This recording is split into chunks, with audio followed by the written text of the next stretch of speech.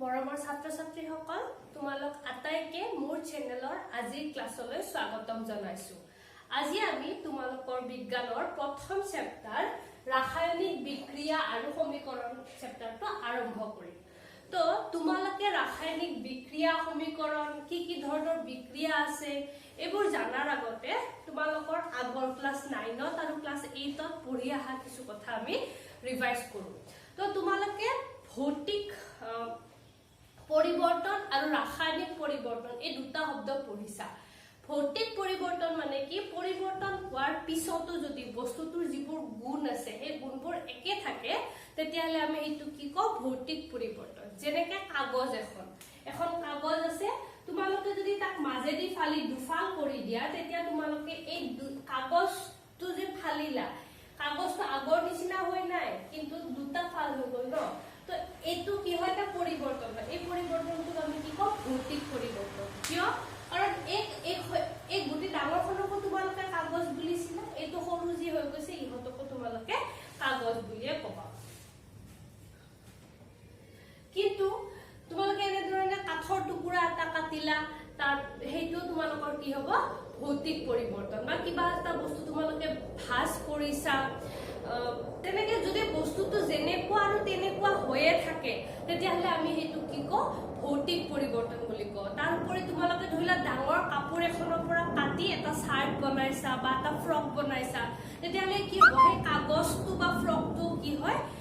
কাপোৰে হয়। গতিকে সেইবোৰ সব ভৌতিক পৰিৱৰ্তন। কিন্তু কিছুমান পৰিৱৰ্তন আছে যিবোৰ ভৌতিক নহয়। যেনেকে গাখীৰ গৰমৰ দিনত গাখীৰ থৈ দিছা তোমালোকে গৰমো কৰা নাই ফ্ৰিজতো থোৱা নাই তেতিয়াহলে কি হ'ব ৰাতিপুৱাৰ পৰা যদি একদম একো নকৰাকে থৈ দিয়া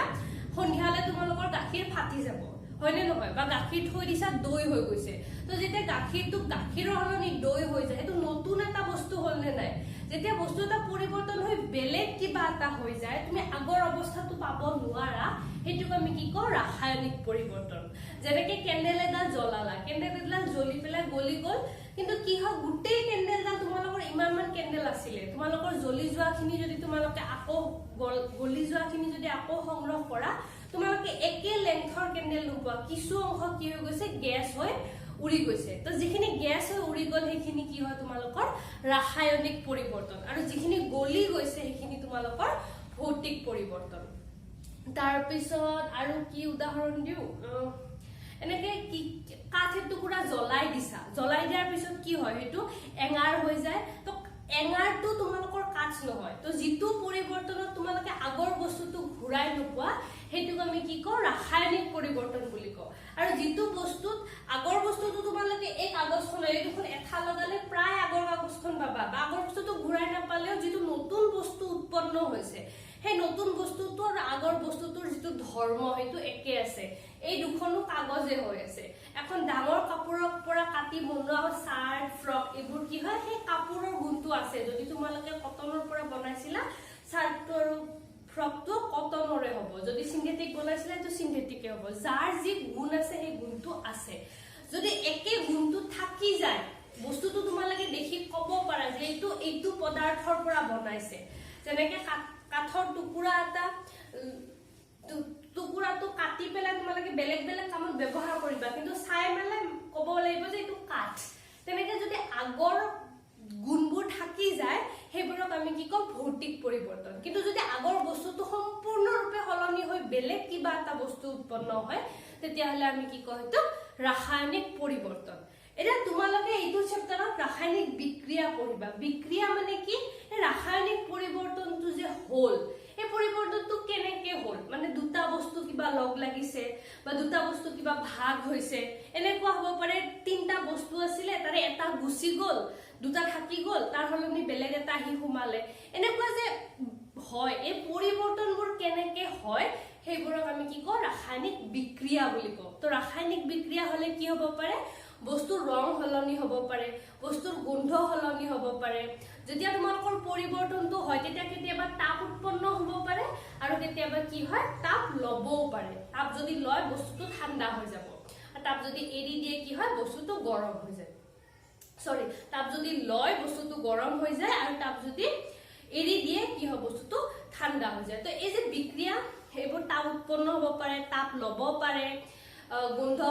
সলনি হ'ব পাৰে, ৰং সলনি হ'ব পাৰে, বস্তুটোৰ আকাৰ আকৃতি সলনি হৈ যাব পাৰে। তো এইবোৰ যদি হয় সেইবোৰক আমি কি ক'ম? ৰাসায়নিক বিক্ৰিয়া। এই চেপ্টাৰটো তোমালোকে কি পঢ়িবা যে সেই ৰাসায়নিক বিক্ৰিয়াবোৰ আমি বিজ্ঞানৰ ভাষাত লিখিম কেনেকে। উদাহৰণস্বৰূপে তোমালোকে ক্লাছ 9তো চাগে কোনোবা চেপ্টাৰত পাইছা যে মেগনেছিয়ামৰ ফিটা। মেগনেছিয়াম কি হয়? এটা ৰাসায়নিক পদাৰ্থ হয়, ঠিক আছে। আৰু সেইটো যৌগ নহয়, সেইটো এটা মৌল। মেগনেছিয়াম এটা মৌল। তোমালোকে ক্লাছ 9ত মৌল আৰু যৌগৰ পাৰ্থক্য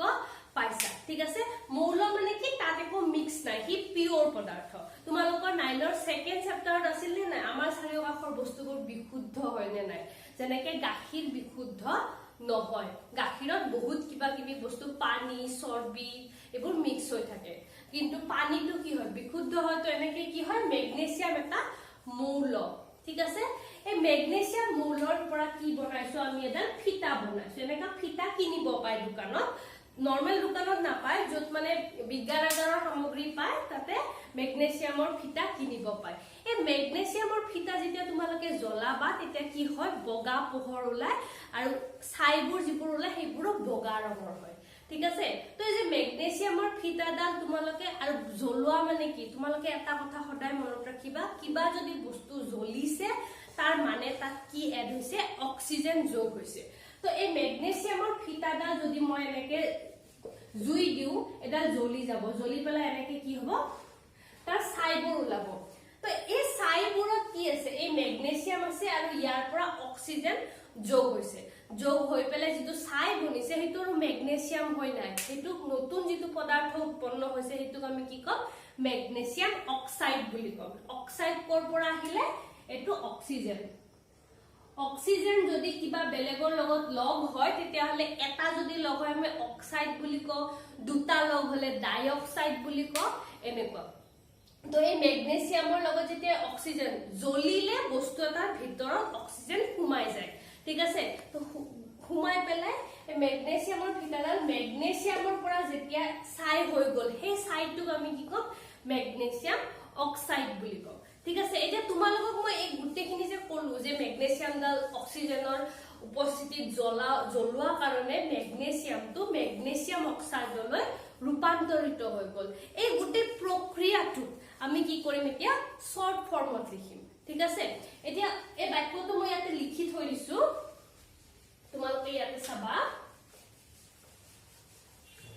মেগনেছিয়াম ফিটা এডাল অক্সিজেনত জ্বলালে মেগনেছিয়াম অক্সাইডলৈ পৰিৱৰ্তিত হয়।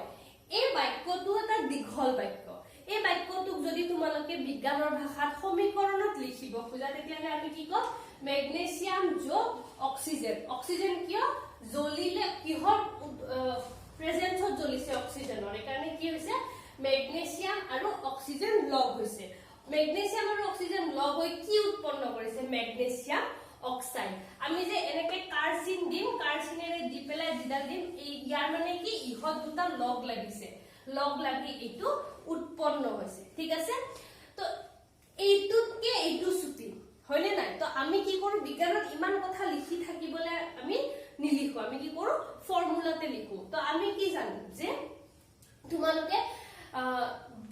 মানে মৌলবোৰৰ যিবোৰ সংকেত, সেই সংকেতবোৰ তোমালোকে জানিব লাগিব। তো এইখিনি মুছি পেলাই মই গোটেই সংকেতগাল লিখি দিম, তোমালোকে সেইটো ফটো মাৰি ল'বা। তোমালোকে ক্লাছ 9তে মৌলবোৰৰ সংকেত পাইছা, কিন্তু যদি 9ৰ কথাখিনি মনত নাই আজি আকৌ লিখি ল'বা, আৰু সেই সংকেতবোৰ তোমালোকে মুখস্থ কৰিবা, কোনটো বস্তুৰ কি সংকেত হয়। তো এতিয়া চোৱা, মেগনেছিয়ামৰ সংকেত মেগনেছিয়াম Mg, আৰু অক্সিজেনৰ সংকেত কি? O2। কিয়? কাৰণ অক্সিজেনৰ যিটো অণু, অক্সিজেনৰ এটা অণুত কেইটা পৰমাণু থাকে? দুটা পৰমাণু থাকে। সেইটো তোমালোকে ক্লাছ 9ৰ 3 নম্বৰ আৰু 4 নম্বৰ চেপ্টাৰত পাই আহিছা। তো অক্সিজেনৰ দুটা পৰমাণু লগ লাগি এটা অক্সিজেনৰ অণু হয়। আৰু এটা কথা সদায় মনত ৰাখিবা, আমি ৰাসায়নিক বিক্ৰিয়াত সদায় অণুটো লিখো, পৰমাণুটো নিলিখো। গতিকে কি হ'ব? ইয়াতে মেগনেছিয়াম যোগ অক্সিজেন, মেগনেছিয়ামৰ এটা অণু, অক্সিজেনৰ এটা অণু লগ লাগি কি কৰিছে? মেগনেছিয়াম অক্সাইডৰ এটা অণু উৎপন্ন কৰিছে। তো এনেকে যে আমি লিখিলো, এইটোক আমি কি ক'ম? ৰাসায়নিক বিক্ৰিয়া। সংকেতৰ সহায়ত ৰাসায়নিক বিক্ৰিয়া। সংকেতৰ সহায়ত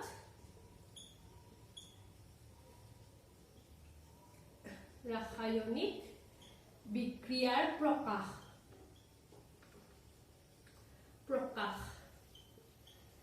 তাক আমি আৰু এটা নাম দিব পাৰো হেতুক আমি কি কওঁ ৰাসায়নিক সমীকৰণ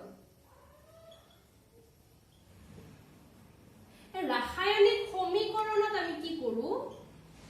ৰাসায়নিক সমীকৰণত যেটো বিক্ৰিয়া ঘটে সেই বিক্ৰিয়াটো আমি কি কৰো সংকেতৰ সহায়ত প্ৰকাশ কৰো তো এইটো হৈ গল ৰাসায়নিক সমীকৰণ তোমালোকে ৰাসায়নিক সমীকৰণ কেনেকৈ লিখিব লাগে আমি এইটো চেপ্টাৰত আৰম্ভণি হেতু টপিকে পঢ়িম যে সমীকৰণ এটা আমি লিখিম কেনেকৈ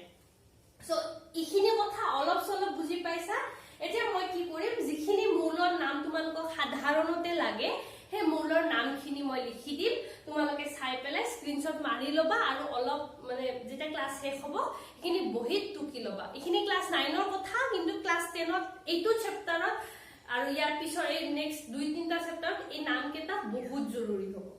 তো আহা আমি নাম কেটা লিখো সো এই পাৰমাণবিক সংখ্যা নাম আৰু সংকেত ইখিনি ক্লাস 9 তে পাইছা স্টিল এইখিনি যদি কোনোবাৰ মুখস্থ নাই 9ত যদি কিবা কাৰণত ৰৈ গৈছেও 10ত তোমালোকে এইখিনি জেনে তেনে মুখস্থ কৰিবা আৰু এতিয়াতো ইমান স্কুলো নাই বেছি প্ৰেছাৰো নাই এইখিনি যিমান পাৰা সোনকালে মুখস্থ কৰিবা তো মই নাম কেইটা এবাৰ কৈ দিছো hydrogen H helium He lithium Li beryllium Be বৰন B carbon C nitrogen N oxygen O ফ্লুৰিন Fe neon Ne sodium Na সোয়া বাকি নামবোৰ মানে এই নামবোৰ আৰম্ভণিৰ লগত মিলি আহিছে কিন্তু সোয়া সোডিয়ামটো Na তোমালোকে এটা দুটা এক্সেপশন মনত ৰাখিব লাগিব আৰু এই 1 ৰ পৰা 20 লৈকে এইকেটা কন্টিনিউ তোমালোকৰ এই পাৰমাণবিক সংখ্যাও মুখস্থ কৰিব লাগিব তোমালোকে ক্লাস 9 ত যেতিয়া অনুৰ স্ট্ৰাকচাৰ বনাইছিলা পৰমাণুৰ স্ট্ৰাকচাৰ বনাইছিলা কি কৰিছিলা ভিতৰ প্ৰোটন দিছিলা আৰু চাৰিওপিনে কিমানটা ইলেক্ট্ৰন ঘূৰি আছে এইবোৰ বনাইছিলা নে নাই তো সেইবোৰ বনাবলে তোমালোকক পাৰমাণবিক সংখ্যাটো লাগিবই গতিকে 20 লৈকে তোমালোকক 9 তে মুখস্থ কৰিব দিছিলে ইয়াৰ পিছত কেটামান মই মানে কন্টিনিউ নহয় কিন্তু যিবোৰে বিক্ৰিয়াত বাৰে বাৰে ব্যৱহাৰ হয় সেইবোৰৰ নাম মই দি দিছো তো সোডিয়াম 11 নম্বৰ sodium Na 12 magnesium Mg 13 aluminium Al silicon Si phosphorus P silicon phosphorus এক মিনিট বাদে সো ফসফরাস P সো এই ফসফরাসটো F নহয় P হয় তোমালোকে এতিয়া লাগে দুটা এক্সেপশন কলা এটা হল সোডিয়াম আৰু এটা হল ফসফৰাস এই দুটা একচুয়ালি লেটিন নাম দুটা বেলে সেই কাৰণে লেটিন নাম অনুসৰি এই দুটাৰ নাম দুটা বেলেগ বেলেগ আছে বাকিবোৰ মিলি আছে sulphur S chlorine Cl argon Ar potassium K এইটোও বেলেগ পটাছিয়ামটো P নহয় K হয় ক্যালসিয়াম Ca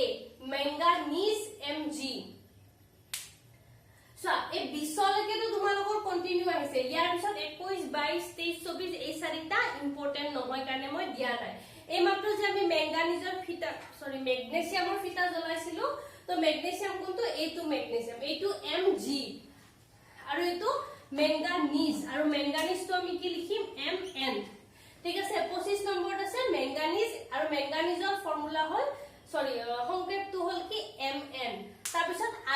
আইৰনটো কিয় Fe আইৰনৰ লেটিন নাম কি ফেৰাছ বা ফেৰিক তো ফেৰাছ বা ফেৰিকৰ পৰা আইৰনৰ নামটো কি হৈছে Fe আইৰনৰ নাম্বাৰ 26 ইয়াৰ পৰা আকৌ 30 লৈকে কন্টিনিউ লিখিছো মই 25 manganese Mn 26 iron Fe 27 cobalt Co কোবাল্টটো ইমান নালাগে বাট একেলগে লিখিছো যেতিয়া হুমাই দিছো 28 nickel Ni 29 copper Cu 30 zinc Zn এ কপাৰ জিংক এই দুটা আইৰন কপাৰ আৰু জিংক এই তিনিটা ম্যাক্সিমাম বিক্ৰিয়াতে তোমালোকৰ আহিব ইয়াৰ পিছত যেতিয়া ধাতু পঢ়িবা তাতো লাগিব গতিকে এই তিনিটা নাম্বাৰ আৰু চিনটো মনত ৰাখিবা iron Fe copper Cu zinc Zn তাৰপিছত সোণ আৰু ৰূপটো সিলভাৰৰ ফৰ্মুলা হল Ag আৰু সোণৰ ফৰ্মুলা সংকেত হল AU তাৰ পিছত আয়োডিন নিমখত যে আয়োডিন মিক্স কৰে সেই আয়োডিনটো ডাইৰেক্ট I আৰু মাৰ্কিউৰি মানে কি পাৰা কতকে থাৰ্মোমিটাৰ ভিতৰত যে যিডাল আমি সিলভাৰ লাইন দেখো এডাল কি হয় পাৰা হয় নে নাই তো হে পাৰাৰ সংকেত কি হয় Hg তো এইকেইটা নাম্বাৰ আৰু এইকেইটা নাম তোমালোকে 20 লৈকে নাম্বাৰৰ হৈতে মনত ৰাখিব লাগিব আৰু 20ৰ পিছত যিখিনি আছে যদি নাম্বাৰৰ হৈতে মনত ৰাখিব পৰা ভেৰি গুড বহুত কামত আহিব বা যদি কোনোবা একেবাৰে নোৱাৰা তেতিয়া হলে এটলিষ্ট সংকেত কেটা মনত ৰাখিবা তোমালোকে গুটেখিনি স্ক্ৰিনশ্বট মাৰি লোৱা আৰু বহিত পুৰা এনেদৰে লিখি লবা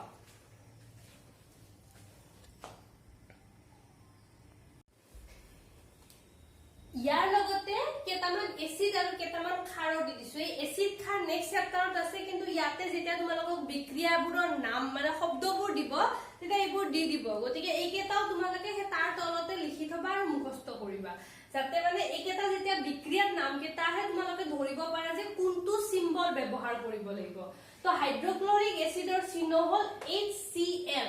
হাইড্ৰ মানে হাইড্ৰোজেনৰ পৰা H2 আহিছে আৰু ক্লোৰিক সোৱা তো ক্লোৰিকৰ পৰা ক্লোৰিনৰ ফৰ্মুলা সংকেত কি আছিল Cl তো HCl এটো সালফিউৰিক এসিডৰ ফৰ্মুলা হল H2SO4 আৰু এটো নাইট্ৰিক এসিডৰ ফৰ্মুলা হল HNO3 তোমালোকে এটা কথা মন কৰিবা যদি এসিড থাকে সদায় এটা হাইড্ৰোজেন থাকিবই তাৰ পিছত কি আছে কিছুমান খাৰত কি আছে সোডিয়াম হাইড্ৰক্সাইড NaOH আৰু পটাছিয়াম হাইড্ৰক্সাইড KOH তো এইকেটা এতিয়া বাস চিহ্ন কেটা মনত ৰাখিবলৈ দিছো এইবোৰ নাম কেনেকে হল ইহতে কি বিক্ৰিয়া কৰে এইবোৰ আমি পিছত চেপ্টাৰত যেতিয়া পাম এতিয়া আমাৰ কাৰণে ৰাসায়নিক বিক্ৰিয়াৰ বিষয়ে পঢ়িবলৈ আমি কি জানিব লাগিব যে বিক্ৰিয়াবোৰত ব্যৱহৃত সিম্বলবোৰ আমি জানিবই লাগিব গতিকে তোমালোকে সিম্বলবোৰ মনত ৰাখিবা তাৰপিছত যদি কেতিয়াবা কৰবাত অক্সাইড পোৱা তেতিয়া আমি মনত ৰাখিবা O এটা আহিবই যদি ডাইঅক্সাইড পোৱা O2 আহিব আৰু যদি হাইড্ৰক্সাইড পোৱা OH আহিব তো এই শব্দবোৰ তোমালোকৰ বিক্ৰিয়াত আহিব যেনেকৈ অলপ আগতে আমি কি লিখিছিলো magnesium plus oxygen equal to magnesium oxide তোমালোকক এই বাক্যটো দি পেলাই ক'ব যে ইয়া তোমালোকে সমীকৰণত লিখা তেতিয়া তোমালোকে যদি মেগনেছিয়ামৰ সিম্বলটো নাজানা তোমালোকে কেনেকে লিখিবা সেইকাৰণে চিহ্নবোৰ অত্যন্ত জৰুৰী তো এইকেইটা তোমালোকে লিখি লোৱা মানে স্ক্ৰিনশ্বট মাৰি লোৱা পিছত লিখি লবা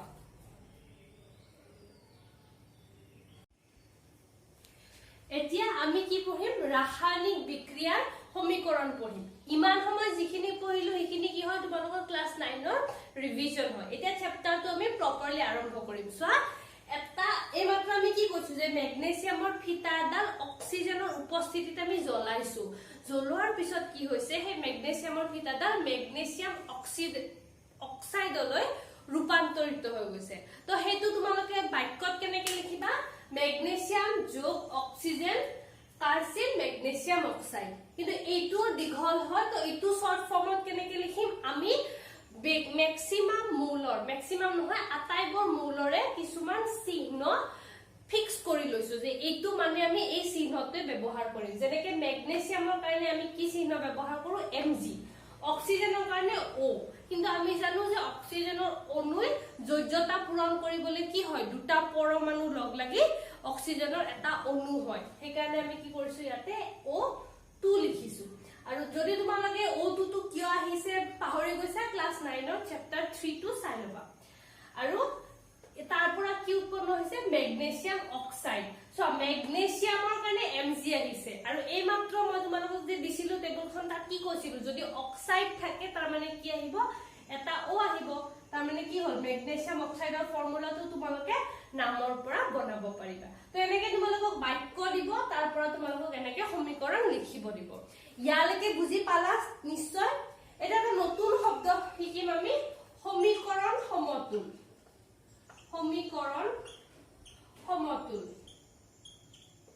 এই সমীকৰণ সমতুল কেনেকৈ কৰে জানানে মানে তোমালোকে এটা কথা জানা যে নেচাৰত যি আছিল সেইখিনিয়ে আছে সেইখিনি এটাৰ পৰা আনটোলে পৰিৱৰ্তন হৈছে এনেকুৱা নহয় যে নতুন কিবা এটা বস্তু ওলাইছে তো যিবোৰ বস্তু আছে সেই দুটা বস্তু লগ লাগি এটা হৈছে এটা ভাঙি আৰু দুটা হৈছে হেনেকুৱা যিখিনি একদম আৰম্ভণি সেইখিনিৰ পৰা বস্তুবোৰ হলনি হৈ হৈ বেলেগ বেলেগ ফৰ্ম পাইছে মানে কি হয় যদি কিবা এটা বিক্ৰিয়া ঘটে যদি মই মাত্ৰ কি কৈছো যে যিখিনি আছিল সেইখিনিয়ে হলনি হৈ গৈ আছে গতিকে যদি কিবা এটা বিক্ৰিয়া ঘটে তাৰ পৰা আমি কি পাব লাগিব যে বিক্ৰিয়াৰ আগত টোটাল যিমানখিনি অণু পৰমাণু আছিল আৰু বিক্ৰিয়াৰ পিছত যিখিনি অণু পৰমাণু সেইখিনি টোটাল মানটো সদায় সমান হ'ব লাগিব এইটো বেলেগ কথা যে দুটা বেলেগ বস্তু আছিল হিয়তে লগ লাগি বেলেগ এটা বস্তু উৎপন্ন কৰিলে বা কেতিয়াবা এনেকুৱা হ'ব পাৰে যে এটা বস্তু ভাঙি পেলাই দুটা বস্তু হৈ গ'ল হেতু বেলেগ কথা কিন্তু সেই এটা বস্তু হৈ থাকোতে তাৰ যিমান সংখ্যক পৰমাণু আছিল এই দুটা হৈ যাওতে সেই দুটাৰ ভিতৰত মুঠ পৰমাণুৰ সংখ্যা সমান হ'ব লাগিব গতিকে আমি সমীকৰণ সমতুল মানে কি কৰিম এই যে সমীকৰণটো পাইছা এই সমীকৰণটোত আমি দুই এইটো এই চিনডালে কি বুজায়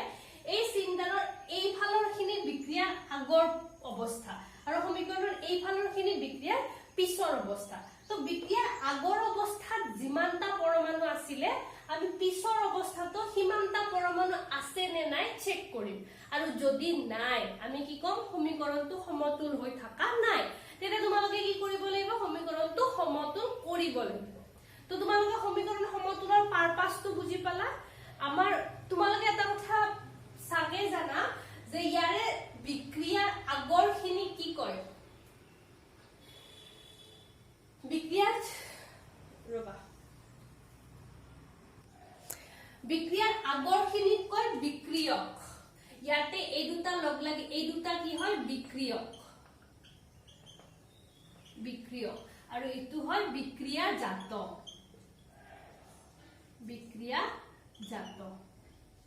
এই শব্দ দুটা তোমালোকে লিখি লব পাৰা মানে বিক্ৰিয়কৰ পৰা আমি কি পাম বিক্ৰিয়াজাত পাম এই বিক্ৰিয়ক আৰু বিক্ৰিয়াজাতৰ এই বিক্ৰিয়কৰ যিমানটা পৰমাণুৰ সংখ্যা মুঠ আছিল এই বিক্ৰিয়াজাততো সিমানটা মুঠ পৰমাণুৰ সংখ্যা হ'ব লাগিব অণু নহয় পৰমাণু মানে কি এতিয়া এই উদাহৰণটো হোৱাত বুজাই দিম ইয়াতে mg কেটা আছে ইয়াতে mg পৰমাণু বা অণু কেটা আছে এটাই আছে গতিকে এইফালে বিক্ৰিয়কত mg এটাই আছে আৰু এইফালে mg কেটা আছে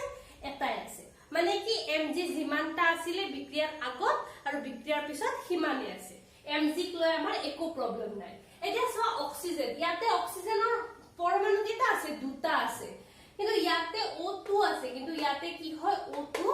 নাই ইয়াতে অক্সিজেন কেটা আছে এটা আছে তাৰ মানে তোমালোকে কি ক'ব পাৰা যে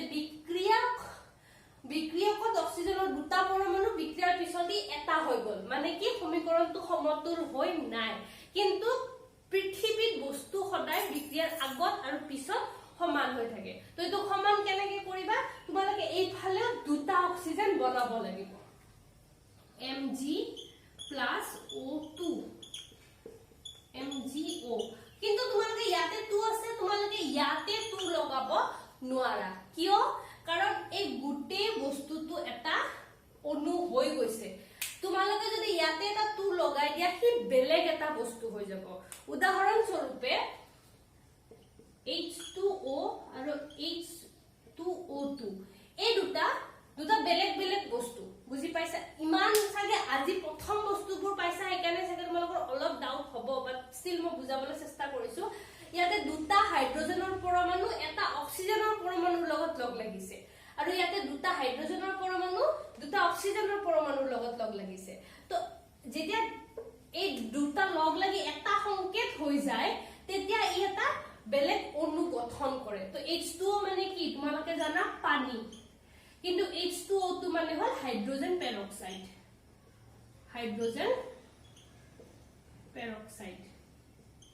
ঠিক আছে তো H2O2 মানে হাইড্ৰোজেন পেৰক্সাইড পানী আৰু হাইড্ৰোজেন পেৰক্সাইড একে নহয় হাইড্ৰোজেন পেৰক্সাইড তো অলপমান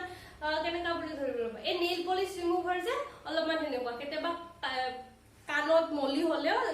কিছুমানে হাইড্ৰোজেন পেৰক্সাইড দিয়ে বস্তুবোৰ ঢিলা হৈ যায় বা কাপোৰত দাগ লাগিলে হাইড্ৰোজেন পেৰক্সাইড দিয়ে সেই দাগটো গুছি যায় মানে কি হাইড্ৰোজেন পেৰক্সাইড বহুত ষ্ট্ৰং বস্তু তুমি এটো পানী নিচিনা খাব নোৱাৰা কিন্তু চোৱা H2O2 আৰু H2O তাৰ মানে কি তুমি এই দুইটো ডাইৰেক্ট ইয়াতে লগাই দিব নোৱাৰা কাৰণ দুইটো যদি তা সিম্বলটোৰ ভিতৰত যদি বস্তু এটা লগাই দিয়া নহয় তেতিয়া কি হয় সেই সিম্বলটো হলনি হৈ যায় আৰু বস্তু এটাৰ চিহ্নটো যেতিয়া হলনি হৈ যায় এই বস্তুটো নিজে নিজে হলনি হৈ যায় বুজি পালা আশা কৰো বুজিছা গতিকে MgO তো এই 2 তো ইয়াত আছে তুমি ইয়াতে 2 এটা লগাব নোৱাৰা তো তোমাক যদি অক্সিজেন দুটা কৰিব লাগে তোমালোকে কি কৰিব পাৰা যে মেগনেছিয়াম অক্সাইডৰ দুটা অণু কৰিব পাৰা ইয়াতে দি দিলে এইটো মেগনেছিয়াম অক্সাইডে হৈছে এতিয়া একো হলনি হোৱা নাই যেনেকে তুমি যদি ইয়াতে দি দিয়া ই কি বুজাব ইয়াতে দুটা পানীৰ অণু আছে আৰু ইয়াতে যদি 2 দিয়া ই কি বুজাব হাইড্ৰোজেন পেৰক্সাইডৰ দুটা অণু আছে কিন্তু এই 2 তো যদি ইয়াতে মোক বলে অক্সিজেন দুটা লাগে মই ইয়াতে 2 দি দিছো ই লগে লগে পানীটো হলনি হৈ হাইড্ৰোজেন পেৰক্সাইড হৈ যাব গতিকে তোমালোকে এটা কথা মনত ৰাখিবা তোমালোকে যে 1 2 সংখ্যা বঢ়াব লাগে সেই কেতিয়াও তলত নাহে ই কত আহিব এই যিটো বিক্ৰিয়াজাত পদাৰ্থ উৎপন্ন হৈছে সেই অণুৰ চিহ্নটোৰ আগত আহিব ঠিক আছে তো এতিয়া MgO অক্সিজেন ছোৱা এটা কি হৈ গল এটোত মেগনেছিয়াম অক্সাইডৰ দুটা অণু হৈ গল মেগনেছিয়াম অক্সাইডৰ এটা অণুত এটা অক্সিজেন থাকে দুটা অণুত কেটা অক্সিজেন দুটা মানে কি হৈ গল ইয়াতে অক্সিজেনৰ সংখ্যা কিমান হৈ গল 2 অক্সিজেনৰ সংখ্যা ইয়াতে 2 ইয়াতে 2 মিলি গল কিন্তু ইয়াতে অক্সিজেনৰ সংখ্যা দুটা হোৱাৰ লগে লগে Mg টোৰ আগতটো 2 আহি গল ন এই 2 টো এই গুটেইটোৰ লগত আহিছে গতিকে MgO কি হৈ গল দুটা হৈ গল কিন্তু মোৰ Mg এফালে কেটা আছে এটা গতিকে মই এতিয়া সমান কৰিবলৈ মই কি কৰিম ইয়াতে এটা 2 দি দিম হল তাৰ মানে চোৱা এতিয়া Mg কেটা হৈ গল দুটা Mg কেটা দুটা অক্সিজেন কেটা দুটা ইয়াতে অক্সিজেন কেটা দুটা মানে এই সমীকৰণটো সমতুল হৈ গল তো তোমালোকক পৰীক্ষাত সমীকৰণ দিব আৰু সমতুল কৰিব দিব এটা সমীকৰণ সমতুল কৰিলে 1 নম্বৰ বা কেতিয়াবা এনেকুৱাকে দিব পাৰে যে বাক্যটো দিব দি পেলাই ক'ব যে বাক্যটো ৰাসায়নিক সমীকৰণ লিখি সমতুল কৰা তেতিয়া কি কৰিব লাগিব ইয়াৰ পৰা এই সিম্বলটোলে আহিব লাগিব আৰু এই সিম্বলটোলে আহি তোমালোকে সমতুল কৰিব লাগিব তো তোমালোকে এই খিনি লিখি লোৱা ইয়াৰ পিছত আমি আৰু বহুত কেটা বিক্ৰিয়া সমতুল কৰিম যাতে তোমালোকৰ আইডিয়াটো হয় তোমালোকক মই যিমান পাৰো চেষ্টা কৰিছো কনসেপ্টটো দিবলে আই হোপ তোমালোকে বুজিছা তোমালোকে ইখিনি লিখি লোৱা আৰু এইটো ওপৰত তোমালোকে ৰাসায়নিক বিক্ৰিয়া বুলি কৈ এটা হেডিং দিব পাৰা ৰাসায়নিক বিক্ৰিয়া সমতুলকৰণ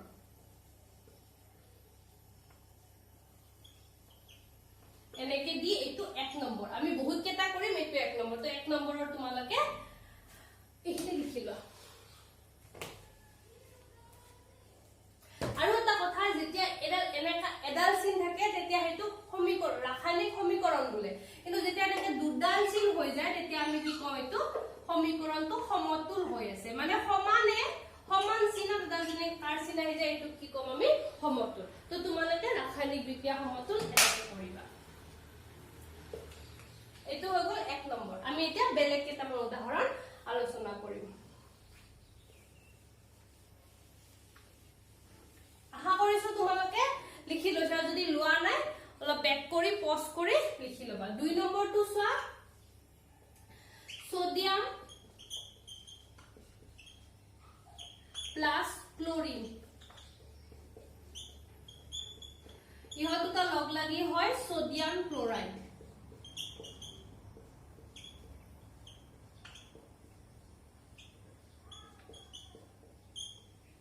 মই তোমালোকক ৰিকুৱেষ্ট কৰিম তোমালোকে ইয়াতে ভিডিওটো পজ কৰা আৰু ইয়াৰে যিখিনি চিহ্ন জানা সেইখিনি লিখি লোৱা আই হোপ তোমালোকে পজ কৰি লিখি লৈছা এতিয়া আমি লিখিম তো সোডিয়ামৰ চিহ্ন কি লিখিছা তোমালোকে সোডিয়াম Na সোডিয়ামৰ চিহ্ন Na বুলি আমি অলপ আগতে লিখাই দিছিলো আৰু ক্লোৰিনৰ চিহ্ন কি তোমালোকে Cl লিখিছা কিন্তু ক্লোৰিনৰ এটা অণুত কি হয় দুটা ক্লোৰিনৰ পৰমাণু থাকে এবোৰ যোজ্যতা ক্লাস 9 ৰ যোজ্যতা অনুসৰি ক্লোৰিনৰ ফৰ্মুলা কি হ'ব Cl2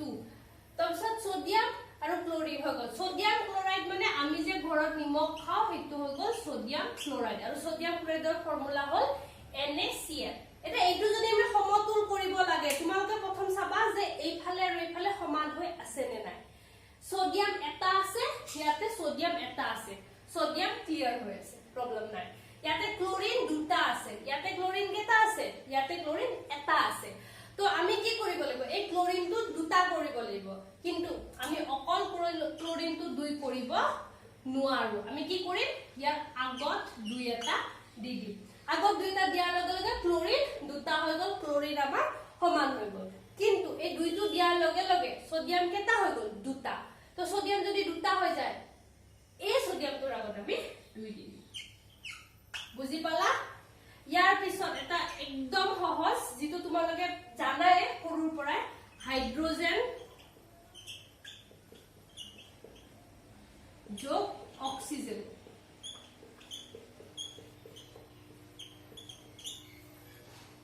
পানী হাইড্ৰোজেন আৰু অক্সিজেন লগ লাগি পানী হয় তো হাইড্ৰোজেনৰ ফৰ্মুলা কি H2 অক্সিজেনৰ কি O2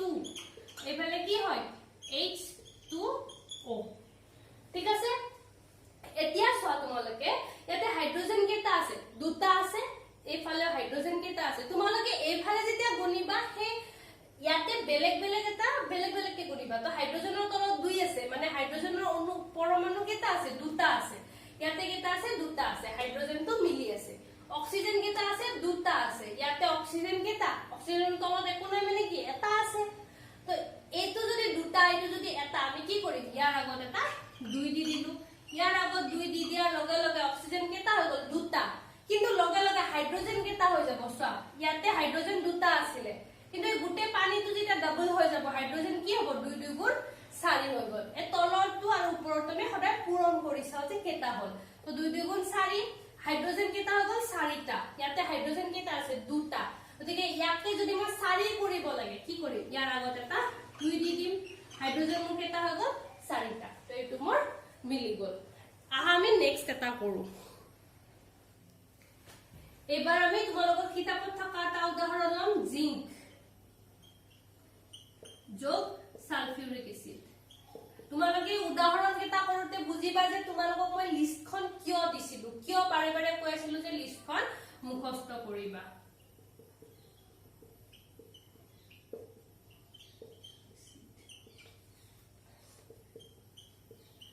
zinc sulphide plus hydrogen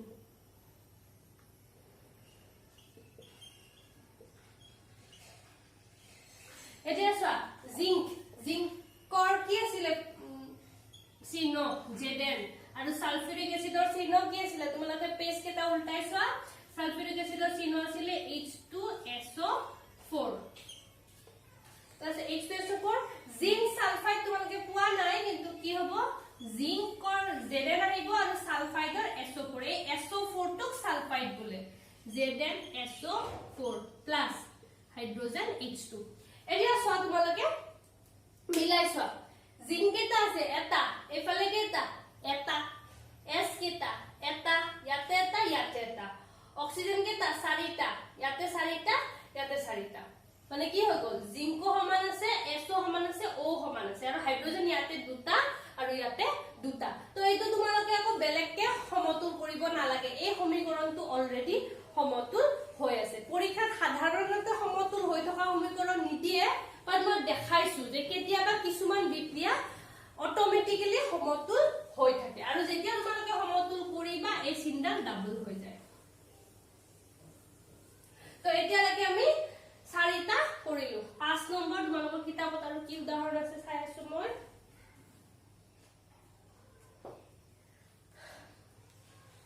iron যোগ অক্সিজেন আয়ৰন যোগ পানি ফেৰাস অক্সাইড ফেৰিক অক্সাইড যোগ হাইড্ৰোজেন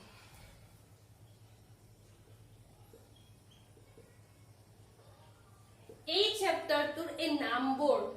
প্ৰথম দেখিবা যেতিয়া মই ষ্টুডেন্ট আছিলো এই চ্যাপ্টাৰটোৰ এই নামবোৰ চাই নিজে নিজে ডিপ্ৰেস হৈ গৈছিল যে ইমান নাম কেনেকে মনত থাকিব বা তোমালোকে নামবোৰক লৈ ইমান চিন্তা নকৰিবা এটা অদ্ভুত নামবোৰ তোমালোকক পৰীক্ষা দি নিদিয়ে তোমালোকক নামবোৰ দিয়া থাকিব মানে নামৰ তলত সিম্বলবোৰ দিয়া থাকিব এক্সেপ্ট মই যিকেটা লিখাই দিছো তোমালোকক এটা পেজে লিখাই দিছিলো হেবোৰৰ নাম তোমালোকক নাহে দি নিদিয়ে আদাৰৱাইজ বাকি নামবোৰ যেনেকৈ ধৰিলে ইয়াতে ফেৰিক অক্সাইড আছে ইয়াতে জিংক সালফাইড আছে এনেকা নামবোৰৰ সিম্বলবোৰ তোমালোকক দি দিব গতিকে সিম্বলবোৰ দেখি ভয় নাখাবা আৰু যেটা চেপ্টাৰটোত ভয় সোমাই যায় ন সহজ বস্তুখিনি বুজিবলৈ টান হৈ যায় তো তোমালোকে ইয়াতে কনসেপ্টটো বুজা সমতুল কৰিবা কেনেকে তোমালোকক যদি সমতুল কেনেকে কৰিবা আইডিয়াটো পোৱা তোমালোকক সমীকৰণটো ডিফিকাল্ট টাৰ্মবোৰৰ চিহ্নবোৰ দিয়া থাকিব সহজবোৰৰ দিয়া নাথাকে যেনেকে সালফিউৰিক এসিড আৰু হাইড্ৰক্লোৰিক এসিড এই দুটা ফিক্স এটা মুখস্থ কৰিব লাগিব আৰু তোমালোকক যে মই 30টা নাম দিছো হাইড্ৰোজেন হিলিয়াম হেনেকে হে 30টা তোমালোকে জানিব লাগিব তাৰ বাহিৰে আৰু বহুত নাম তোমালোকে চেপ্টাৰটোত পাবা কিন্তু হে নামবোৰ দেখি ভয় নাখাবা হে নামবোৰ তোমালোকক পৰীক্ষাত নামেৰে হৈতে চিহ্নটো দিয়া থাকিব ঠিক আছে এতিয়া জাস্ট তোমালোকে ফোকাস কৰা যে মই কেনেকে সমতুল কৰিছো তোমালোকৰ এতিয়া হেতু বুজাহে মেইন ইম্পৰ্টেন্ট কথা আইৰন যোগ পানী বিক্ৰিয়া হয় কি উৎপন্ন হয় ফেৰিক অক্সাইড আৰু হাইড্ৰোজেন তোমালোকে জানা যে আমি লো টুকুৰা এটা যদি এনেকে মুক্ত অৱস্থাত থৈ দিও কিদিমান পিছত কি হয় মামৰে ধৰে নে নাই তো এই মামৰে ধৰা প্ৰক্ৰিয়াটোৰে এটো হল এটা বিক্ৰিয়া আইৰন মানে কি লো টুকুৰা পানী তুমি ডাইৰেক্ট পানীত নথলেও হয় তুমি যদি এনেও পেলাই থোৱা বতাহত থকা যিবোৰ জলীয় বাষ্প আছে সেই জলীয় বাষ্প এই আইৰনৰ লগত বিক্ৰিয়া কৰি কি উৎপন্ন কৰে ফেৰিক অক্সাইড সো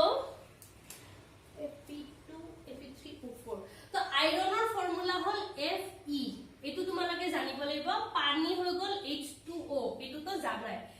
ফেৰিক অক্সাইডৰ তোমালোকে নাজানা আৰু এটো ইমান মাথা মাৰিব নালাগে পৰীক্ষাত আহি যাব Fe3O4 Fe3 Fe অক্সিজেনৰ যোজ্যতা 3 Fe যোজ্যতা 4 এটাকে যোজ্যতা হিচাপত লিখিছে আৰু তোমালোকে জানা যে আইৰনে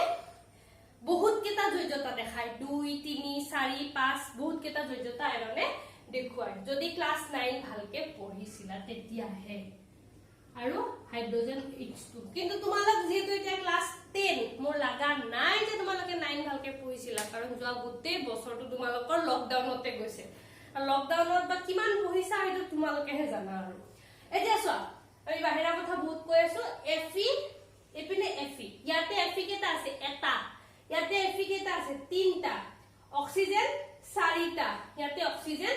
এটা তো তোমালোকে Fe টো ডাইৰেক্ট যদি ইয়াতে 3 লিখি দিয়া একো প্ৰবলেম নাই কিন্তু তাৰ আগতে আমি কি কৰিম এই অক্সিজেনটো সমতুল কৰি লম কিয় মানে অক্সিজেনটো ইফালে হাইড্ৰোজেনৰ লগ লাগি আছে আৰু ইফালে আইৰনৰ লগ লাগি আছে তো তোমালোকে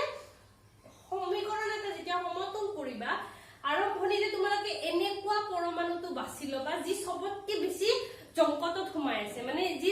গুটেই কেটাৰ লগতে কিবা নহয় কিবা প্ৰকাৰে ৰিলেটেড কাৰণ সেই এটাক যদি তোমালোকে ঠিক ঠাক কৰি লোৱা ন বাকি কেটা নিজে নিজে লাইনত আহি যায় কিন্তু যদি তোমালোকে এটা সিঙ্গলক প্ৰথম টাৰ্গেট কৰা যেটো বেছি জংকতত নাই এনে খোলাকে আছে সেই কেটাক যদি টাৰ্গেট কৰা তেতিয়ালে সমীকৰণটো সমাধান কৰোতে টাইম লাগে তো এতিয়া অক্সিজেনটো হাইড্ৰোজেনৰ লগত আছে আৰু এটা অক্সিজেনটো আইৰনৰ লগত আছে গতিকে আমি প্ৰথম গুণটো মাথা মাৰিম অক্সিজেনটো এতে অক্সিজেনত কেটা আছে 4টা ইয়াতে অক্সিজেনত কেটা আছে এটা তো এই এটাটোক 4টা কেনেকে কৰিম আমি এতিয়া তোমালোকে জানা যে 4টো কত লিখিব লাগে 4 হৈ গল অক্সিজেন আমাৰ কেটা হৈ গল 4টা এতিয়া হাইড্ৰোজেন কেটা হৈ গল চোৱা 4 2 গুণ 8টা ইয়াতে হাইড্ৰোজেন কেটা আছে 2টা গতিকে হাইড্ৰোজেনটো যদি মই 8টা কৰিব লাগে কি কৰিম ইয়াতে এটা 4 লিখি দিম হাইড্ৰোজেন 8টা হৈ গল হাইড্ৰোজেন 8টা অক্সিজেন 4টা অক্সিজেন 4টা এতিয়া চোৱা আইৰনটো এতিয়া ডাইৰেক্ট আমি ইয়াতে 3 বহাব পাৰো ইয়াতে আইৰন 3টা ইয়াতে যদি তোমালোকে 3 বহাই দিয়া তোমালোকৰ সমীকৰণটো কি হৈ গল সমতুল হৈ গল পৰীক্ষাত সমীকৰণ ৰাসায়নিক সমীকৰণ সমতুল আহিবই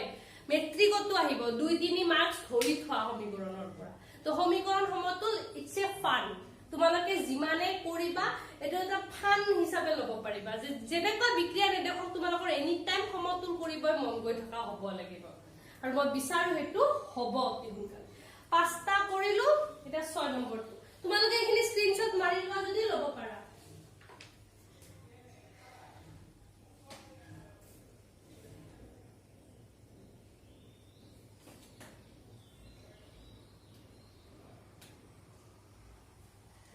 এতিয়া আমি নেক্সট এটা কৰিম তোমালোকে সালোক সংশ্লেষণৰ বিক্ৰিয়াটো পাইছিলা তোমালোকক স্কুলত মই সালোক সংশ্লেষণৰ বিক্ৰিয়াটো পঢ়াইছিলো হয় না নহয় তোমালোকক মই স্কুলত কেনেকে সূৰ্যৰ পোহৰ কাৰ্বন ডাই অক্সাইড পানী এইবোৰ মিলি পেলাই গ্লুকোজ উৎপন্ন হয় আৰু সেই সমীকৰণটো পঢ়াওতে তোমালোকক কৈছিলো যে সমীকৰণটোৰ বিষয়ে আমি যেতিয়া কেমিষ্ট্ৰি পাৰ্টখিনি পঢ়িম তেতিয়া পঢ়িম তো আজি সেই দিনটো আহি গ'ল তো এতিয়া আমি 6 নম্বৰ সমীকৰণটো সমাধান কৰিম তোমালোকে লিখি গৈ আছা বুলি মই ধৰি লৈছো তো তোমালোকৰ পেজ নম্বৰ 5 তোমালোকক কি দিছে সালোক সংশ্লেষণৰ সমীকৰণ কেইটা দিছে তো প্ৰথম সমীকৰণটো হল 6 নম্বৰটো কি আছে কাৰ্বন মনোক্সাইড প্লাস হাইড্ৰোজেন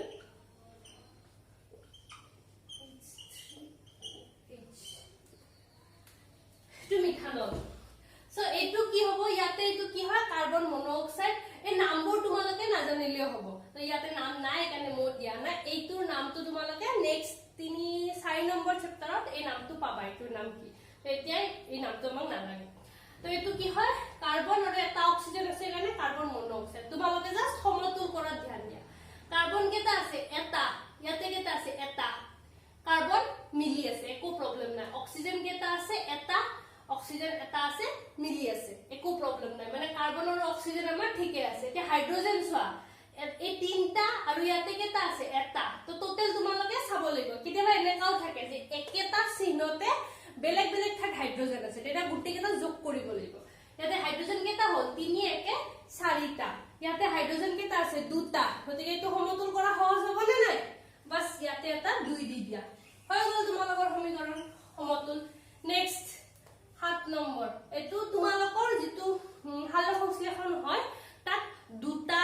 বিক্ৰিয়া একেলগে ঘটে এইটো এটা বিক্ৰিয়া ঘটে আৰু ইয়াৰ পিছত এজ এ হোল বিক্ৰিয়াটো হল CO2 H2O carbon dioxide বাহিৰৰ পৰা লয় হিপাই পানী শুহি লয় লৈ পেলাই কি উৎপন্ন কৰে গ্লুকোজ C6H12O6 যদি তোমালোকৰ মনত আছে এই গ্লুকোজৰ সমীকৰণটো আমি জীৱন প্ৰক্ৰিয়াত পঢ়াইছিলো প্লাস কি উৎপন্ন হয় কি এৰি দিয়ে অক্সিজেন আৰু কি এৰি দিয়ে পানী পত্ৰৰ ৰন্ধ্ৰইদি পানী এৰি দিয়ে আমি এটা কাৰ্যকলাপ কৰিছিলো পাতত এটা পলিথিনৰ ঠুঙা আমি বান্ধি থৈছিলো আৰু এপিস দিনা কি দেখিছিলো সেই ঠুঙাটোত বহুত সৰু সৰু জলীয় বাষ্পৰ কণিকা আহিছিল কৰ পৰা আহিছিল পাতে এৰি দিয়া পানী তো কি হল বায়ুৰ পৰা কাৰ্বন ডাই অক্সাইড পাতে গ্ৰহণ কৰিব হিপাই পানী শুহি লব গ্লুকোজ উৎপন্ন কৰিব অক্সিজেন উৎপন্ন কৰিব যাৰ দ্বাৰা আমি জীয়াই আছো আমাক অক্সিজেন কোনে দিয়ে গছে দিয়ে আৰু এই পানীটো পাতৰ পত্ৰৰ ৰন্ধ্ৰইদি এৰি দিয়ে এটা এইটো সমীকৰণ সমতুল কেনেকৈ কৰিম সমীকৰণটো বহুত দীঘল আৰু এইটো যদি পাৰিছা বুজিছা বাকিখিনি পাৰি যাবা আৰু কাৰ্বন কেটা আছে এটা ইয়াতে কাৰ্বন সোৱা এটাই আছে 6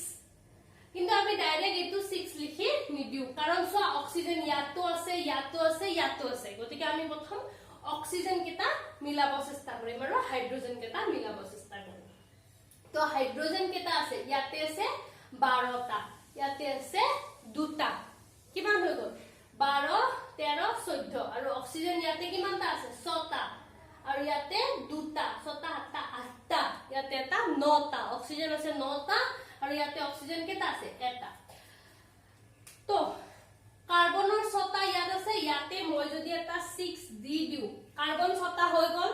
কাৰ্বন 6টা হৈ যোৱাৰ লগে লগে অক্সিজেন কেটা হৈ যাব 6 দুগুণ 12টা আৰু ইয়াতে আছে 13টা ইয়াতে অক্সিজেন কেটা 6টা 7টা 8টা 9টা তোমালোকে যদি ইয়াতে এটা 2 দি দিয়া আৰু এনেকা নহয় যে তোমালোকৰ সমতুল এবাৰতে হ'ব কেতিয়াবা 2 এটা দিছালা মিলা নাই 3 এটাও দিব লগিয়া হ'ব পাৰে গতিকে কি কৰিবা সমতুল গতে পাৰিলে পেন্সিলেৰে কৰিবা যেতিয়া ফাইনালি গম পাবা যে মিলিছে তেতিয়া তোমালোকে পেনেৰে কৰিবা তো ইয়াতে অক্সিজেন কেটা হৈ গলে এফালে আমাৰ অক্সিজেন তোমালোকে ওকে মই তোমালোকৰ সহজ হোৱাৰ কাৰণে এটা কাম কৰো সমতুল কৰাৰ আগতে কিমান কিমান আছিল আৰু সমতুল কৰাৰ পিছত কিমান হৈ আছে সেইটো মই লিখি যাম যাতে তোমালোকে ধৰিব পাৰা যে হৈ কি আছে কাৰ্বন ইয়াতে 6টা অক্সিজেন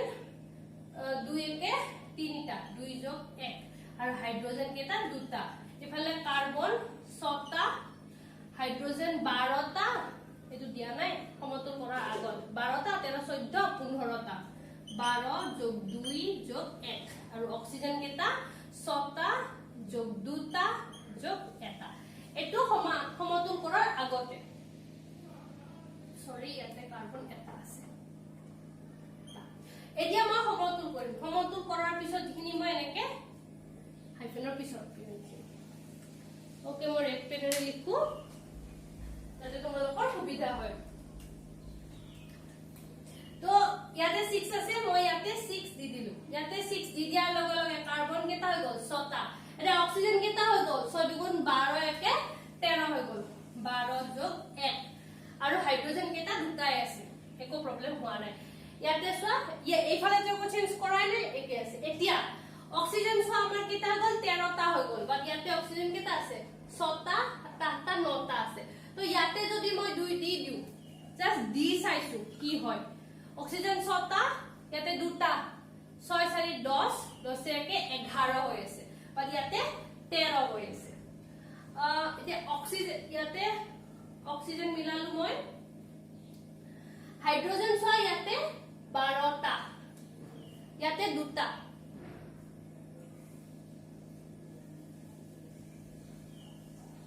সৰি ওকে হাইড্ৰোজেন ইয়াতে 12টা ইয়াতে দুটা 14টা হৈ গল না ইফালে হাইড্ৰোজেন তো ইয়াতে হাইড্ৰোজেন কেটা আছে দুটা তো হাইড্ৰোজেন তো যদি মই 14টা কৰিব লাগে ইয়াতে মই কি কৰিব পাৰো ইয়াতে মই 7 দিব পাৰো ইয়াতে যদি মই 7 দি দিউ তেতিয়া মোৰ নিমিলিব ইফালে অক্সিজেন কেটা হৈ গল মোৰ এবাৰ 12টা আৰু 12 7 19টা হৈ গল কিন্তু এইফালে মোৰ অক্সিজেন 19টা হোৱা নাই তো ইয়াতে মই ডাইৰেক্ট 7 দিব নোৱাৰো তো মই যদি ইয়াতে 6 দি দিউ অক্সিজেন মোৰ হাইড্ৰোজেন কেটা হৈ গল 6 দুগুণ 12টা ইয়াতে হাইড্ৰোজেন 12টা আছে আৰু ইয়াতে দুটা হৈ গল তেতিয়াও মোৰ নিমিলিব তো ইয়াতে মই 6 দি দিয়াৰ লগে লগে মোৰ হাইড্ৰোজেন কেটা হৈ গল 6 দুগুণ 12টা কিন্তু ইয়াতে অলৰেডি হাইড্ৰোজেন 12টা আছে তো ইয়াতে আৰু দুটা তো 14টা হৈ গল ন তাৰ পিছত অক্সিজেন কেটা আছে 6টা ইয়াতে অক্সিজেন মোৰ কেটা আছে 6টা আৰু ইয়াতে 6 দুগুণ 12টা 12 6 18টা তো ইয়াতে যদি মই অক্সিজেন 6টা দি দিউ অক্সিজেন কেটা হৈ গল ইয়াতে 6টা 6 দুগুণ 12টা 18টা অক্সিজেন মিলি গল ইয়াতে সোৱা 6টা যোগ 6 দুগুণ 12টা এটো অক্সিজেন মিলি গল তাৰ পিছত মোৰ কি হৈ গল এতিয়া সোৱা তোমালোকৰ কাৰ্বন মিলি গল কাৰ্বন 6টা কাৰ্বন ক্লিয়াৰ হৈ গল কাৰ্বন মিলিলে অক্সিজেন কেটা 6 দুগুণ 12টা আৰু ইয়াতে 6টা 18টা অক্সিজেন 18টা 12টা আৰু 6টা 18টা আৰু ইয়াতে 12টা আৰু 6টা 18টা বাট এতিয়া আমাৰ হাইড্ৰোজেন মিলা নাই হাইড্ৰোজেন ইয়াতে কেটা আছে 6 দুগুণ 12টা ইয়াতে হাইড্ৰোজেন অলৰেডি 12টা আছে বাট ইয়াতে দুটা এক্সট্ৰা হাইড্ৰোজেন আহি আছে তো এই হাইড্ৰোজেন তো আমি কেনেকে মিলাম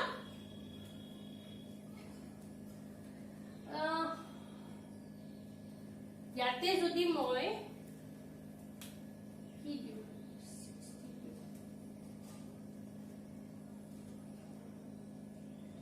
ইয়াতে দুটা হাইড্ৰোজেন আমাৰ এক্সট্ৰা আহি আছে ৰাইট ইয়াতে যদি মই 8 দি দিউ ইয়াতে যদি মই 8 দিউ 8 দিউ হাইড্ৰোজেন কেটা হৈ গল 8 দুগুণ 16টা ঠিক আছে ইয়াতে হাইড্ৰোজেন 12টা 13টা 14টা হৈ আছে 15 16টা ইয়াতে যদি 2 দি দিউ সো 8 দুগুণ 16টা হৈ গল হাইড্ৰোজেন মোৰ কেটা হৈ গল 16টা হাইড্ৰোজেন 16টা হৈছে আৰু ইয়াতে হাইড্ৰোজেন কেটা 12টা আৰু ইয়াতে 4টা 16টা সো হাইড্ৰোজেনটো মিলি গল 12টা আৰু 12টা যোগ 4টা 16টা আৰু ইটো ডাইৰেক্ট 16টা হৈ আছে হাইড্ৰোজেন সৰি হাইড্ৰোজেন মোৰ 16টা হৈ আছে হাইড্ৰোজেনটো মিলিলে আকৌ এবাৰ ছ অক্সিজেনটো আকৌ নিমিলা হ'ল অক্সিজেন ছ ইয়াতে কিমান আছে 6 2 গুণ 12টা 12 যোগ 8 12 এতে 20টা হ'ব লাগিব এতিয়া অক্সিজেন ছ ইয়াতে কিমানটা আছে অক্সিজেন 6টা এতিয়া আমি লাষ্ট অক্সিজেনটো মিলাম অক্সিজেন আমাৰ কিমান আছে 6টা যোগ 6 2 গুণ 12টা যোগ ইয়াতে 2টা ছ 12 6 কিমান 18 18 12 18 2 20টা ফাইনালি আমাৰ মিলি গল অক্সিজেন 20টা মিলিছে হাইড্ৰোজেন 16টা 16টা মিলিছে কাৰ্বন 6টা 6টা মিলিছে তো মই কি কৰিছো CO2 6টা ওয়াটাৰ 8টা গ্লুকোজ এটা 6টা অক্সিজেন আৰু 2টা ওয়াটাৰ তো সৰ এটো বহুত সময় লাগিছে নে নাই তো এনেকুৱা যদি কমপ্লেক্স হয় তোমালোকৰ টাইম লাগিব পাৰে মোৰ এটো কোনটো কি হয় মনত আছিল কিন্তু মই ইমান টাইম লগাই কিয় কৰিছো যাতে তোমালোকে ধৰিব পাৰা যে এবাৰতে তোমালোকৰ নিমিলিবও পাৰে তো তোমালোকে তেতিয়া কি কৰিব লাগিব বাৰে বাৰে বদলাই চাব লাগিব যেনেকে এইটো মই 7 দিছিলো মিলা নাছিলে তো 6 দি চালু নিমিলিলে 8 দিলু কি হৈ গল মোৰ মিলি গল তো এইটোত 6 এইটোত 2 এইটোত 8 তোমালোকৰ মিলি গল তো এনেকে তোমালোকে ৰাসায়নিক বিক্ৰিয়া সমতুল কৰিব লাগিব তো মই এতিয়ালৈকে যিমানখিনি কৰিছো মোৰ হিচাপত এইটোৱে আটাইতকৈ বেছি মানে কি আৰু ঘুৰাই পকাই ট্ৰাই কৰিব লাগে এতিয়া তোমালোকক মই 5টা ৰাসায়নিক বিক্ৰিয়া দি দিম যিকেটা তোমালোকৰ হোমৱৰ্ক থাকিব হে হোমৱৰ্ক এটা মই নেক্সট ক্লাছত কৰি দিম তোমালোকে মিলাই চাবা যে তোমালোকে সমীকৰণ সমতুল কৰতে হৈছে নে নাই তো আহা হেকেটা লিখো তোমালোকৰ পেজ নাম্বাৰ 5 6 পেজ নাম্বাৰ 6 ত থকা প্ৰস্তাৱলীৰ 2 নম্বৰ কোৱেশ্চনটো এই সমীকৰণ সমতুলে হয় সেইকাৰণে 2 নম্বৰ প্ৰশ্নটো মই আলোচনা কৰি দিছো তো 2 নম্বৰ প্ৰশ্নটোত 1 নম্বৰটো কি কৈছে হাইড্ৰোজেন যোগ ক্লোৰিন কি প্ৰডিউস হৈছে হাইড্ৰোজেন ক্লোৰাইড তো মই সিম্বল কেটা লিখিছো H2 হাইড্ৰোজেনৰ কাৰণে H2 ক্লোৰিনৰ কাৰণে Cl2 হাইড্ৰোজেন ক্লোৰাইড HCl এটো সমতুল কৰিব পাৰিবা নে নাই মই আজি কৰি নিদু এটো তোমালোকৰ হোমৱৰ্ক নেক্সট ক্লাছত মই এটো কৰি দিম তোমালোকে মিলাই চাবা তো জাস্ট তোমালোকে কেনেকে আগবাঢ়িবা হাইড্ৰোজেন ইয়াতে দুটা আছে ইয়াতে এটা আছে ক্লোৰিন দুটা আছে ইয়াতে এটা আছে কি কৰিব লাগিব ভাবি চাবা নেক্সট আছে বেৰিয়াম ক্লোৰাইড যোগ এলুমিনিয়াম সালফেট কি হৈছে বেৰিয়াম সালফেট যোগ এলুমিনিয়াম ক্লোৰাইড তো বেৰিয়াম ক্লোৰাইডৰ ফৰ্মুলা BaCl2 আৰু এলুমিনিয়াম সালফেটৰ ফৰ্মুলা Al2SO4 হোল 3 সো সালফেটৰ ফৰ্মুলা SO4 তোমালোকে হে আগত যে পেজটো সিম্বলবোৰ লিখিছিলা তাতে সালফেটটো লিখি থবা যত মই অক্সাইড হাইড্ৰক্সাইড হেতু দিছিলো যে অক্সাইড ডাইঅক্সাইড হাইড্ৰক্সাইড লিখাইছিলো যে তাতে সালফেটৰ ফৰ্মুলাটো SO4 লিখি থবা তো সালফেটৰ যোজ্যতা কিমান 2 গতিকে Al ত 2 আহিছে আৰু এলুমিনিয়ামৰ যোজ্যতা কিমান 3 গতিকে SO4 ত 3 আহিছে এবারে কি হয় বেরিয়াম সালফেট দুইটারে 1 1 মানে 2 2 কাটা গৈছে বেৰিয়ামৰ 2 SO4 ৰ 2 2 2 কাটা যায় একো নাই বেৰিয়াম সালফেট যোগ এলুমিনিয়াম ক্লোৰাইড নেক্সট সোডিয়াম যোগ পানী সোডিয়াম Na পানীৰ কাৰণে H2O প্ৰডিউস কি কৰিছে সোডিয়াম হাইড্ৰক্সাইড মই তেতিয়া আগত কৈছিলো হাইড্ৰক্সাইড লিখা মানে কি আহে OH আহে যোগ হাইড্ৰোজেন তো এইকেটা তোমালোকে সমতুল কৰিবা এটো তোমালোকৰ হোমৱৰ্ক তাৰ উপৰি মই আৰু কেটামান সমীকৰণ দিম হেকেটাও তোমালোকে সমতুল কৰিবা এইকেটা স্ক্ৰিনশ্বট মাৰি লোৱা সো এইকেটা তোমালোকৰ হোমৱৰ্ক তাৰ আগতে মই কেটামান কথা কৈ দিব বিচাৰিছো তোমালোকৰ এনেকা নহয় যে এটা এলফাবেট থাকা এটা এলফাবেটে এটা বস্তুৱে বুজাব কেতিয়াবা এটা ডাঙৰ হাতৰ এটা সৰু হাতৰ লগ লাগি এটা ডাঙৰ এটা মৌল বুজাব পাৰে যেনেকে AG মানে কি হয় সিলভাৰ তোমালোকক সিম্বলবোৰ দিয়া আছে ইয়াতে এনেকুৱা এটাও সিম্বল নোপোৱা যেটো তোমালোকৰ সেই পেজত নাই বাট ষ্টিল এইটো তোমালোকে A এটা G এটা বুলি নগনিবা এই AG এটাই হয় তাৰ উপৰি কপাৰ Cu এটো কপাৰ হয় ঠিক আছে তো C এটা আৰু U এটা বেলেগ বেলেগ নহয় সাধাৰণতে যদি এটা ডাঙৰ হাতৰ এটা সৰু হাতৰ থাকে সিহঁত দুটাই মিলি পেলাই কি কৰে এটা সিম্বলে বুজায় যেনেকে manganese Mn magnesium Mg Ag silver Au gold Cu copper Si silicon হেনেকে কেতিয়াবা সিঙ্গল থাকে কেতিয়াবা ডাবল থাকে যেনেকে NO এইটো আকৌ তোমালোকে বেলেগ বেলেগকে ধৰিব লাগিব N2 কি হয় নাইট্ৰজেন O2 অক্সিজেন দুটা যদি আলফাবেট থাকে এটা ডাঙৰ হাতৰ থাকিব এটা সৰু হাতৰ থাকিব এটা ডাঙৰ হাতৰ এটা সৰু হাতৰ লগ লাগি এটাই পৰমাণু বুজায় হেতু হৈ গ'ল তাৰ উপৰি যদি ব্ৰেকেট থাকে তেতিয়ালে ব্ৰেকেটৰ পিছত যেটো সংখ্যা থাকে বা ব্ৰেকেটৰ আগত যদি কিবা সংখ্যা থাকে সেই সংখ্যাবোৰে ব্ৰেকেটৰ ভিতৰৰ গুটেখিনিকে কভাৰ কৰে মানে এইটোত কি আছে নাইট্ৰজেন কেটা আছে দুটা আছে কাৰণ নাইট্ৰজেনৰ এই ব্ৰেকেটৰ বাহিৰত দুই আছে আৰু অক্সিজেন কেটা আছে 3 2 গুণ 6টা আছে ঠিক আছে তাৰ উপৰি এইটো চোৱা এই সমীকৰণটো চালে তোমালোকে অক্সিজেন ইয়াতে এটা দুটা তিনিটা এনেকে গণিব লাগিব ইয়াতে হাইড্ৰোজেন 5টা আছে আৰু ইয়াতে এটা আছে 6টা তোমালোকে এনেকে ইয়াতে 5টা এইটো OH বেলেগকে বুলি ধৰি নলবা ইয়াতে হাইড্ৰোজেনটো বেলেগ বেলেগ ঠাইত আছে তো তোমালোকে এটো কাৰ্বন আৰু ইউ নহয় এটো কি হয় কপাৰ হয় কাৰণ এটো ক্যাপিটাল আছে এটো স্মল আছে তোমালোকে এই 5টা এই 5টা সমীকৰণ সমতুল কৰিব চেষ্টা কৰিবা মানে ইয়াতে সন্তুলিত সমতুল কৰাব নেকি সন্তুলিত সমীকৰণ কৰিব চেষ্টা কৰিবা নেক্সট ক্লাছত মই সমীকৰণবোৰ কৰাই দিম তোমালোকে ইয়াৰে ফটো মাৰি মোক পঠাই দিবা তো আজিৰ ক্লাসটো ইমানতে এৰিছো এই সমীকৰণ সন্তুলিত আৰু অলপ কথা বাকি আছে হেতু আমি নেক্সট ক্লাসত আলোচনা কৰিম আজিৰ ক্লাসটো ইমানতে এৰিছো যদি কিবা ডাউট আছে কমেন্টত লিখিবা সেই ডাউটবোৰৰ ওপৰত ভিত্তি কৰি মই নেক্সট ক্লাসত সেই ডাউটবোৰ ক্লিয়াৰ কৰি দিম আজিলৈ ইমানে থ্যাংক ইউ